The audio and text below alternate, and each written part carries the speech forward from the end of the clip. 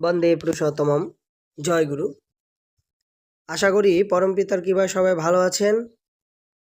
বর্তমান সমাজ ও শ্রী শ্রী ঠাকুর অনুকূল চন্দ্রের বাণী, গোবিন্দদেব মজুমদারের লেখা। আজকে ষষ্ঠ খণ্ড পাঠ করছি।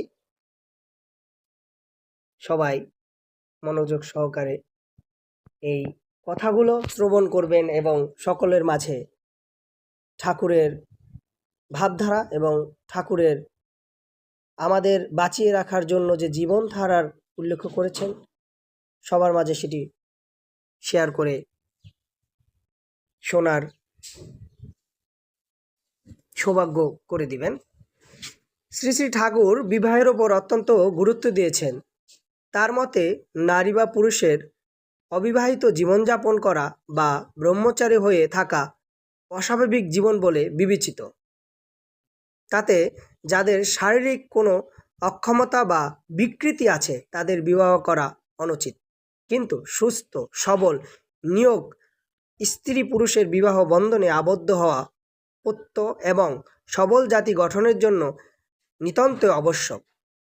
মানুষ সামাজিক প্রাণী, যাতে সুস্থ সমাজ বৃদ্ধি পায় এবং সুসংহত এবং সুগঠিত হয়ে ওঠে, তার জন্য থাকতে হবে সদা সচেষ্ট।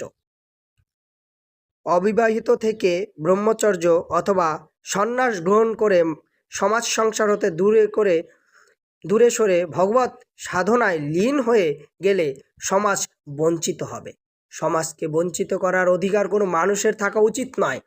আত্মহত্যা করা যেমন অপরাধ, তেমনি সমাজে বঞ্চিত করে আত্মনিগ্রহ বা অস্বাভাবিক জীবনযাপন করাও এক রকমের অন্যায়। বর্তমান সমাজে দেখা যায় পুরুষ ভোগ বিলাসে উচ্ছৃঙ্খল, নারী ও কামনা বাসনায় অন্ধ, অর্থাৎ তার ভোগের বিভিন্ন উপকরণের চাহিদা নারীর দিশেহারা। সেই নারী পুরুষের মিলন সমাজ হয়ে উঠতে পারে পাপের আগর। তাই তো উনি বর্ণনা দিয়েছেন, পুরুষ মাগে নারীর প্রণয়, নারী মাগে টাকা, এমনি করলেই চলছে জগৎ। দুঃখিত, পুরুষ মাগে নারীর প্রণয়, নারী মাগে টাকা, এমনি করলেই চলছে জগৎ, বাঁচা বাড়া ফাঁকা। শ্রী শ্রী ঠাকুর চোখে বিবাহ নারীর ভূমিকা বড়। পুরুষ বংশমর্যাদায়, শিক্ষায়, সংস্কৃতিতে, উপার্জনে, স্বাস্থ্যে, শক্তিতে, বয়সে বড়, অর্থাৎ শ্রেষ্ঠ। ইষ্টপ্রাণ, সেবাপটু, সর্বপ্রকারের শ্রেষ্ঠ সেই পুরুষকে কেহে মুগ্ধ হয়ে নারী তাকে করবে আত্মনিবেদন। এ অনেকটা আগেকার দিনের সেই স্বয়ংবর সভায় নারীর বরমাল্য পরনের মতো ব্যাপার। কিন্তু নারী যেন সেই পুরুষের তুলনায় হয় সর্বপ্রকারে ইনফিরিয়র। বংশে, শিক্ষায়, আর্থিক অবস্থায়, সৌন্দর্যে এই বিবাহকেই বলা হয় অনুলোম বিবাহ। এই বিবাহ হবে সুখের এবং চিরস্থায়ী। আর এর বিপরীত হলেই তাকে বলা হয় প্রতিলোম বিবাহ, অর্থাৎ পুরুষ ইনফিরিয়র, স্ত্রী সুপিরিয়র। সেই বিবাহ দাম্পত্য জীবনকে ধ্বংস করবেই। যাদের অসুখী জীবনে যে সন্তান সন্ততি জন্মগ্রহণ করবে তারাও হয়ে উঠবে উচ্ছৃঙ্খল, দুর্নীতিপরায়ণ, দেহ আর মনের দিক দিয়েও অসম্পূর্ণ। এতে সমাজ হয়ে যাবে দুর্বল আর পঙ্গু। এর দ্বারা সমাজের অগ্রগতি ব্যাহত হবে।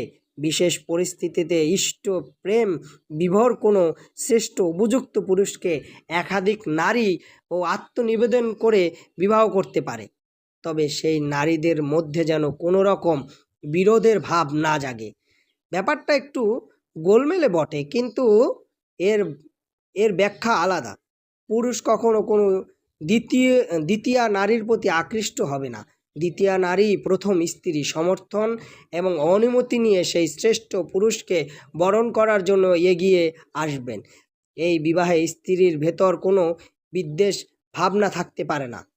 এক গুরুকে কেন্দ্র করে গুরু ভাইদের মধ্যে যেমন একটা প্রতির ভাব গড়ে ওঠে, প্রিয় কবি এবং লেখককে ঘিরে যেমন সৃষ্টি হয় অনুরাগী পাঠকের চক্র, তেমনি ইষ্টপ্রাণ কোনো শ্রেষ্ঠ পুরুষের সেবা এবং পরিচর্যায় নিবেদিত দুটি নারীর মাঝেও সেই একই রকম সেতুবন্ধন রচনা করা হয়। যেখানে স্বার্থ আঘাত পড়ে সেখানে সৃষ্টি হয় কলহ বা মনোমালিন্যের, কিন্তু নিঃস্বার্থ প্রেম বা আত্মনিবেদনের মধ্যে মনোমালিন্য বা বিরোধের প্রশ্ন নয়। বিশেষ কোনো পরিস্থিতিতে এমনও হতে পারে সৎসঙ্গের স্ত্রী জাতিকে মাতৃস্থানে সম্মান করা হয়, সমবয়স্ক বন্ধুকে বলা হয় দাদা, কিন্তু তারই স্ত্রী কিন্তু মিসেস অমুক বৌদি, মিসেস সাই তো ম্যাডাম দিদি বা দিদিমণি নন, তিনি সাক্ষাৎ মা, তাকে বলবে সম্বোধন করতে হবে মা বলে। প্রথম প্রথম এতে খুবই অসুবিধা হয়, বলতে কেমন বোধ বোধ লাগে, কিন্তু পরে অভ্যাস হয়ে গেলে মনে পাওয়া যায় অপার আনন্দ। কোনো সমবয়স্ক যুবতী নারীকে মাতৃ সম্বোধনে নিজেকে বেশ একটু সাধু সাধু বলে মনে হয়। মনে এই সাধুকে জিউই রাখার জন্য একটা সংযম শক্তি যেন মাথাচাড়া দিয়ে ওঠে। মনে হয় সত্যি বুঝি আমি সাধু হয়ে গেছি, এখনও কোনো খারাপ চিন্তা মনে আসতে পারে না। গেরুয়া বস্ত্র পরে যেমন চুরি করতে লজ্জা করে, তেমনি কোনো নারীকে মা বলে ডাকার পর অন্য কোনো নারীর সম্বন্ধে খারাপ চিন্তা মনে আসলে অত্যন্ত সংকোচ বোধ হয়। সৎসঙ্গে দেখিয়ে মেয়ে বিয়ে কোনো সমস্যাই নয়, পণ বা যৌতুকের জন্য কোনো চাহিদা নেই। অভিভাবকেরা ছেলে মেয়ের পছন্দ করার পর পাত্র পাত্রীর মত হলেই বিবাহ স্থিতি করা হয়, তবে বিয়ের সব কিছু নির্ভর করে আগে আলোচিত বিষয়ের অনুসারে। মালা বদল, মিষ্টিমুখ আর সামান্য অনুষ্ঠানেই বিবাহ উৎসব সমাপ্ত। কোনো বিশেষ কারণও যদি কারো বেশ কিছু অর্থের প্রয়োজন হয়, তো সে অর্থ সংগ্রহ কোনো কঠিন ব্যাপার নয়। বড় রকমের অপারেশন কিংবা প্রাণ রক্ষার জন্য বিশেষ কোনো চিকিৎসার প্রয়োজনে বেশি খরচের আশঙ্কা খুব জলদি সংগ্রহ হয়ে যায়। লক্ষ লক্ষ গুরুভাই এই সমস্যা সমাধান এগিয়ে এলে ব্যাপারটা কিছু কঠিন নয়। মাঝে মাঝে দেখা যায় যে কোনো না কোনো প্রধান ব্যক্তির বাড়ির দরজায় কড়া নেড়েও দাঁড়ালেও বলেন দাদা ভিক্ষা দেন। কি ব্যাপার? অমুকের প্রাণ রক্ষার জন্য 50,000 টাকা দরকার।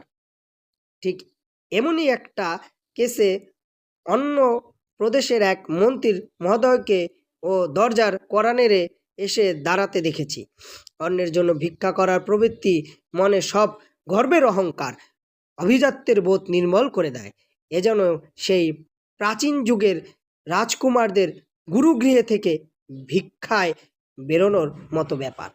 এখানে ঠাকুর একটা জিনিস স্পষ্ট করেছেন, আমাদের সৎসঙ্গী গুরু ভাইরা যাদের আর্থিক সচ্ছলতা অনেক ঊর্ধ্বে, সেই ক্ষেত্রে তাদের ঠাকুরের জন্য কাজ করা, গুরু ভাইদের জন্য কাজ করা, দৌড়ে দৌড়ে গিয়ে ভিক্ষা করা, এক পর্যায়ে গুরু ভাইদের সহযোগিতা করার ক্ষেত্রে এখানে যে আলোকপাত করেছেন, এতে করে বংশগৌরব, আমার এত টাকা আছে, আমি কেন অন্যের গৃহে গিয়ে হাত পাতব, এই যে অহংকার, মনে যে একটা অহংয়ের জন্ম, সেটাকে ধ্বংস করে দেয়। যাই হোক, আজকে এই পর্যন্তই। সবাই ভালো থাকবেন, সুস্থ থাকবেন, ভুল ত্রুটি হলে ক্ষমা সুন্দর দৃষ্টিতে দেখবেন। জয় গুরু।